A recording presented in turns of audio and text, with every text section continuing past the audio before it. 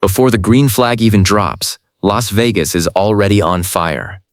Some NASCAR weekends don't even bother waiting for the race to start before things get wild. You know the type. You roll out of bed thinking it's just going to be another Sunday at the track, grab your coffee, maybe throw on your favorite driver's hat, and then boom, the garage is already in chaos. Crew members are speed-walking in every direction, and fans are standing there with their jaws on the floor going, "Wait, what did I miss?" Well, buckle up, because Las Vegas delivered exactly that kind of weekend. Heading into the Penske 400 at Las Vegas Motor Speedway, the NASCAR Cup Series garage was already dealing with not one, but two big stories that had everybody talking. From the die-hard fans in the grandstands to the engineers buried in data inside the haulers. First up, multiple teams got hit with penalties before a single lap was even turned.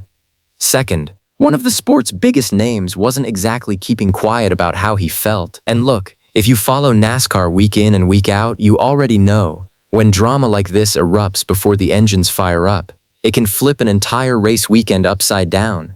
Strategy changes, key people get sent home, the whole vibe shifts before the field even takes the green. So let's break it all down.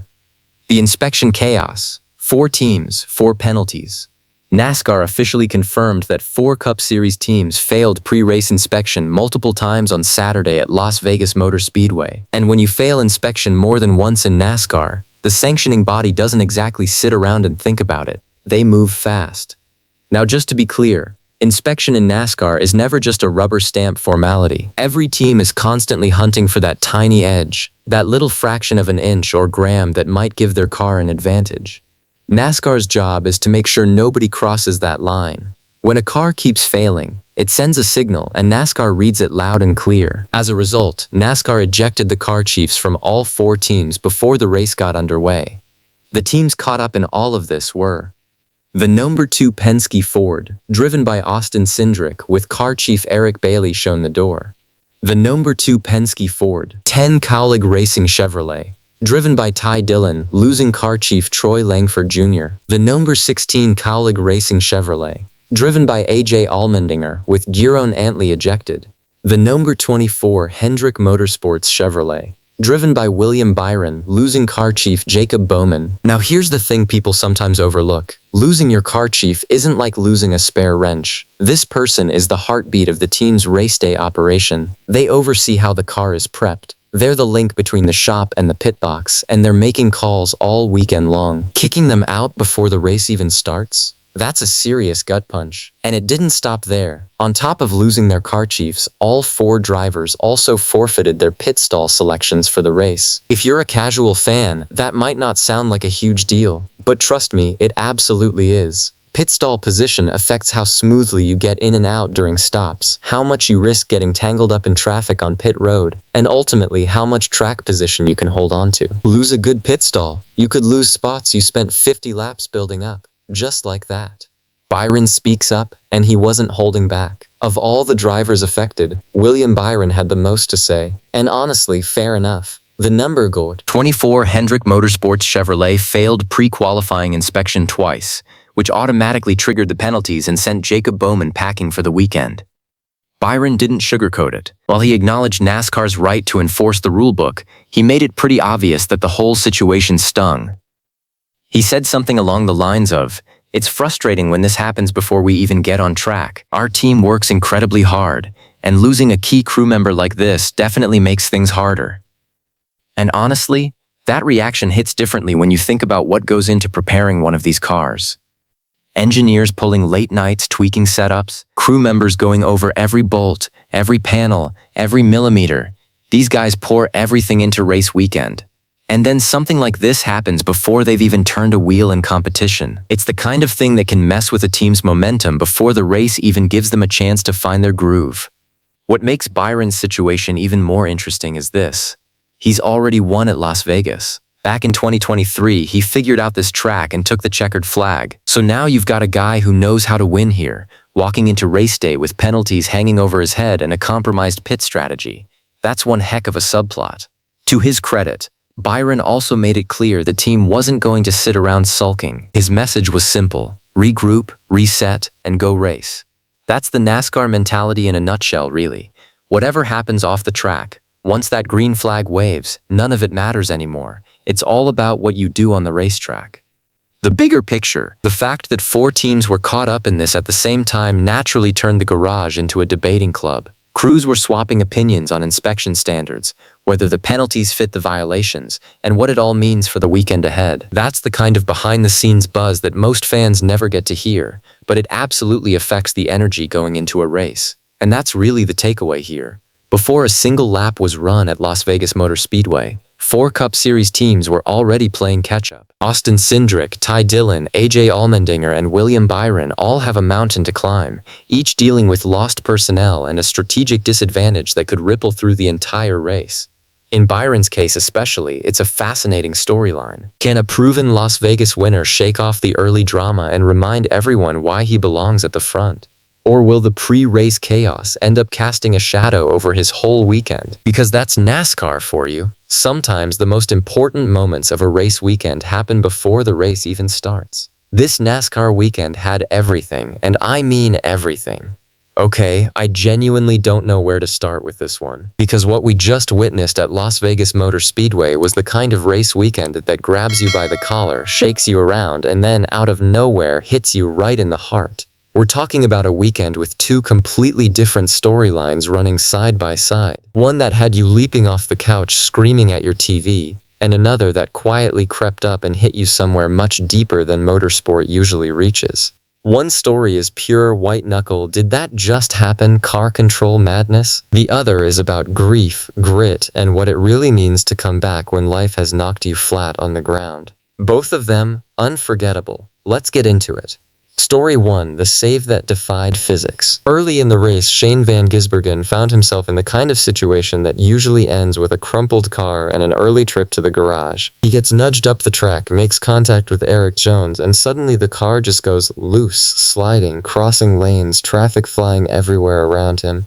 The kind of split-second chaos where your brain is already preparing for the worst. But SVG, he held on to it. Somehow, impossibly, he held on to it. And here's where it gets even wilder. While he's fighting the car, Chase Briscoe comes screaming through on the bottom, which by all logic should have made everything 10 times worse. Instead, that moment actually helped stabilize the car. You can't make this stuff up. That right there isn't luck. That's not a fluke. That's elite-level instinct built from thousands of laps of experience firing all at once in about 2 seconds flat. The craziest part? He kept going like it was nothing. Barely a scratch on the car. Now, if the story ended there, it would have been a feel-good highlight reel moment. But NASCAR doesn't always write fairy tales. After that incredible save, SVG's day completely unraveled. He couldn't find the balance in the car, fell multiple laps down, and you could almost feel the frustration radiating from his pit box. It's one of those brutal NASCAR realities where you do something genuinely breathtaking and still walk away with absolutely nothing to show for it. If you've been watching this sport long enough, you know Las Vegas has a tradition of producing moments exactly like this. That save immediately dragged up memories of 2009. Jaime McMurray. Turn 1, Tony Stewart tags his left rear, sends the car completely sideways, and McMurray somehow drifts it through the entire corner like he's playing a video game on easy mode. No spin, no crash, just pure ridiculous control. That clip still lives in NASCAR fans' heads like it happened yesterday. SVG's save just earned itself a seat at that same table. Oh, and since we're talking about wild moments at Las Vegas, before practice on Friday, a safety truck driver was out there fishtailing a Ram truck down the front stretch and somehow keeping it together. At this point, you have to wonder, is there something in the Las Vegas air that just turns everyone into a drift champion? Story 2, Denny Hamlin, and a win that meant everything. All right, deep breath. Because this one is different. Coming into this race, Denny Hamlin wasn't just showing up to collect points. Last fall, he scored his 60th career win right here in Vegas, and he dedicated it to his father. Then, as the offseason rolled in, everything changed. He lost the championship in a gut-wrenching fashion. And then, in the cruelest possible timing, he lost his father in a house fire. That's not a racing story anymore. That's just life being unbearably hard. Hamlin admitted it himself. It took him weeks before he even wanted to get back behind the wheel. Weeks of sitting with grief so heavy that going 200 mph probably felt completely beside the point. And honestly, nobody would have blamed him for taking all the time he needed. But then Sunday happened. He strapped in, went racing, and won. his 61st career victory, his first win of the 2026 season. And it didn't come handed to him on a silver platter either. During stage 2, he got caught speeding on pit road, which sent him straight to the back of the field. In today's NASCAR, that's the kind of mistake that usually buries your race completely. Most drivers would spend the rest of the afternoon just trying to salvage points. Not Hamlin. He reset, locked in, and went to work. How the race actually unfolded. Stage 1 opened with Hamlin grabbing the lead from Christopher Bell early. Right around the same time, SVG was busy performing his miracle save.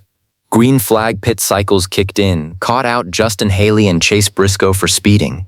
And meanwhile, Joe Gibbs Racing was looking absolutely dominant. Bell cut through traffic, even lapping cars all the way back to 21st place, and took stage 1 comfortably. Then stage 2 reshuffled the whole deck. Hendrick Motorsports suddenly woke up and started throwing their weight around, but it got messy fast. Both Ty Gibbs and Hamlin got tagged for pit road speeding and had to restart from the back. Bell found himself surrounded by a wall of Hendrick machinery. Larson, Chase Elliott, William Byron, and at one point it went 3 wide, the kind of racing that makes your heart completely forget how to beat normally. Byron eventually grabbed stage 2, but not without drama swirling all around him. Kyle Busch tagged the wall trying to stay on the lead lap. Tensions bubbled over. Penalties, flat tires, frustration. The kind of organized chaos that makes a 400-mile race feel like it's happening in fast forward. Then came the final stage, and Hamlin just switched on. He carved through the field like a man on a mission, reclaimed the lead, briefly lost it to Byron in traffic, and then a natural caution flew after Connor Zilisch spun, avoiding Ricky Stenhouse Jr. That caution reshuffled everything. Pit strategy, track position, all of it. Bell won the pit road battle thanks to that first pit stall. Briscoe remarkably grabbed the free pass after spending 172 laps off the lead lap and started charging through the field like a man possessed. But on that restart, it was all Denny. He drove straight past his teammate, grabbed the lead, and this time he didn't give it back. Chase Elliott threw everything he had at him in the closing laps, closed the gap, put the pressure on, but couldn't quite get there. At the stripe, it was Hamlin, Elliott, Byron, Bell, Ty Gibbs, rounding out a top 5 that tells you exactly how competitive this season is shaping up to be. Buescher, Larson, Briscoe, Bubba Wallace, and Brad Keselowski filled out the top 10. And even after the checkered flag, the weekend wasn't done serving up drama. Daniel Suarez and Ross Chastain got into it in a post-race confrontation. Former teammates, unresolved history, things that clearly weren't settled. In other words, stay tuned. What this weekend really meant, when the dust settled over Las Vegas Motor Speedway, this race left us with 2 moments that are going to stick around for a long time. One reminded us just how extraordinarily gifted these drivers are, that when everything goes sideways at a 180 MFAth and chaos is coming from every direction, the best of them find something instinctive and almost superhuman to draw on. The other reminded us that NASCAR isn't just about horsepower and aerodynamics. It's about people. It's about showing up when life has flattened you. It's about strapping back in, not because it's easy, but because somehow the track is where it all makes sense again. Denny Hamlin didn't just win a race on Sunday. He gave everyone watching something far more meaningful than a trophy. And if this is how the 2026 season is kicking off, with saves for the ages and victories that carry real weight, then we are absolutely in for something special as the playoffs inch closer. Thank you guys. See you next video.